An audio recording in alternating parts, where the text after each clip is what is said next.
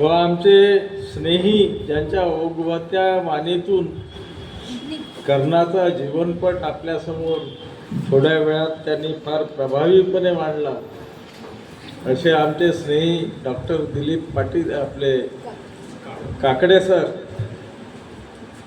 मंचावर उपस्थित सौ पाटणकर, गांधी सेवा शिक्षण समितीचे कार्यकारिणीचे सदस्य, या महाविद्यालयात ज्यांनी आपली सेवा दिली ते आमचे आदरणीय मार्गदर्शक प्राध्यापक पिसे सर, महाविद्यालयाचे प्राचार्य अश्विन चंदेल सर, मराठी विभाग प्रमुख doctor Kartik Patil sir, doctor captain Bansod sir,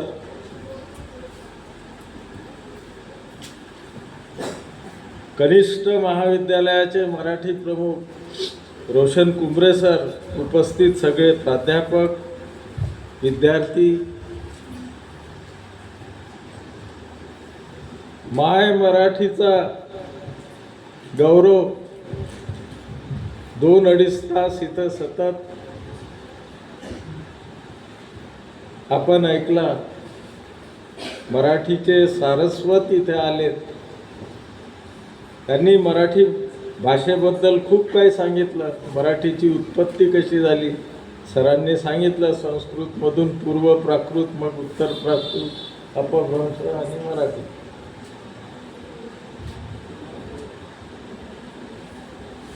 Marathi भाषेबद्दल आज जेव्हा मी विचार करतो, आजच्या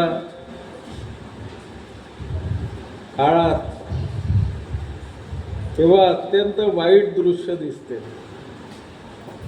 मराठीचे प्राध्यापक आपल्या मुलांना इंग्लिश मीडियम स्कूलमध्ये टाकतात. सगळ्यांचा कल, माझाही कल तोच आहे. माझ्या नातीला नातवाला मी इंग्लिश मीडियम स्कूलमध्येच टाकतो. बोलचालीमध्ये सुद्धा मराठी फार,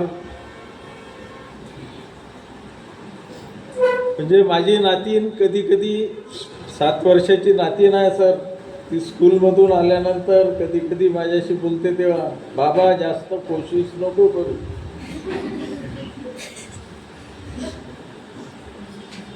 माफ करा, परंतु मराठीमध्ये निहत्ते हा शब्द मराठीतला नाही आहे. निशस्त्र हा मराठीतला शब्द आहे. असं आपल्या मराठीवर पुष्कळ भाषेचा संस्कार होत गेला.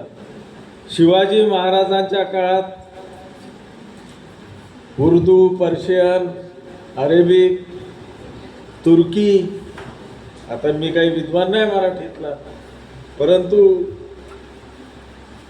त्या भाषेचा राजरोसपणे राज्यकारभारामध्ये उपयोग होत होता.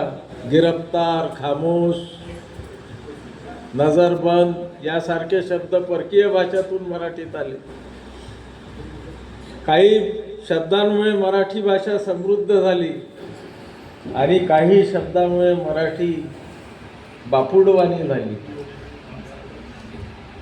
आता पुष्कळशा विद्यार्थ्यांना बापुडवाणीचा अर्थ विचारला तर कळणार नाही सर. असो, या प्रसंगी मी आपला काही जास्त वेळ घेत नाही, परंतु चंदेल सरांनी जी पर्वणी विद्यार्थ्यांसाठी, विशेष करून माझ्यासाठी, असं वाटत होतं की यांचा करणं सुरूच राहावं, सरांचं मराठीवरचं सुरूच राहावं. सगळे मान्यवर त्यांनी जे मराठीविषयी सांगितलं ते यापूर्वी मी ऐकलेलं नव्हतं. मी काही मराठीत बोलतो, मराठी भाषेवर प्रेम आहे माझं, परंतु साहित्यिक मराठी आणि कर्णाचा जो जीवनपट सरांनी उलगडून दाखवला, सर यापुढे विशेष रसिकांसमोर कर्णावर तुमचं आख्यान जरूर आम्ही ठेवू. खास रसिक बोलावू आणि तुमचं एक 3 तासाचा व्याख्यान इथे ठेवू आणि पूर्ण करणं आणि समजावून घेऊ. मित्र कसा असावा, सरांच्या भाषणातून कळलं, तो दुर्योधनासारखा असावा. मित्र कसा असावा, तो दुर्योधनासारखा असावा. आणि मित्र धर्म कसा पाळावा तर तो कर्णापासून शिकावा.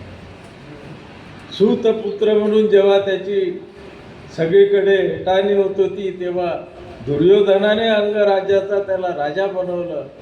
आणि जेव्हा माझ्या माहितीप्रमाणे सर कृष्ण जेव्हा युद्धाच्या ऐन भरात कर्णाकडे गेला आणि त्याला सांगितलं की अरे तू ज्येष्ठ पांडुपुत्र आहेस, तू युधिष्ठिरा सम्राट युधिष्ठिरापेक्षाही ज्येष्ठ आहेस, कुंतीचा पहिला पुत्र आहेस, तू पांडवाच्या बाजूने ये. त्याला आमिष दाखवली की सम्राट युधिष्ठिर आपलं तुझ्या पायावर ठेवेल मुकुट, सिंहासनावर बसवतील, अर्जुन भीम तुला चौऱ्या ढाळतील. अरे तेच कशाला, यज्ञातून निघालेली ती द्रौपदी शलाकेसारखी ती सुद्धा तुझी होईल. तेव्हा कर्णाने सांगितलं, आजच्या परिवेशामध्ये हे समजून घ्या, परिवेश हा शब्द सुद्धा फारसीतून आलेला आहे, की मित्र कसा असावा आणि मित्र धर्म कसा जागावा ते कर्णाकडून शिकायचं. तेव्हा कर्णाने सांगितलं, कृष्णा तू जे सांगत आहे ते सत्य आहे, परंतु या सूतपुत्राची जेव्हा वारंवार निंदा नालस्ती होत होती तेव्हा माझ्या मित्राने मला अंग देशाचा राजा केला, ते मी कसं विसरू. आणि तू जे आता मला आमिष दाखवून राहिलेला आहे, हे युद्ध सुरू होण्याच्या पूर्वी जर कुंतीने मला सांगितलं असतं की मी तिचा पुत्र आहे तर तो भाग निराळा होता. आता माझा मृत्यू झाला तरी चालेल, पण मी मित्राला सोडणार नाही, असो माझ्यापेक्षा फार उघडत्या भाषेमध्ये काकडे सर सांगतात.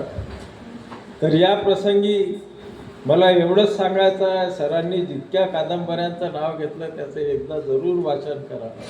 आपली मराठी चांगली होते, आपला इतिहास आपल्याला कळतो.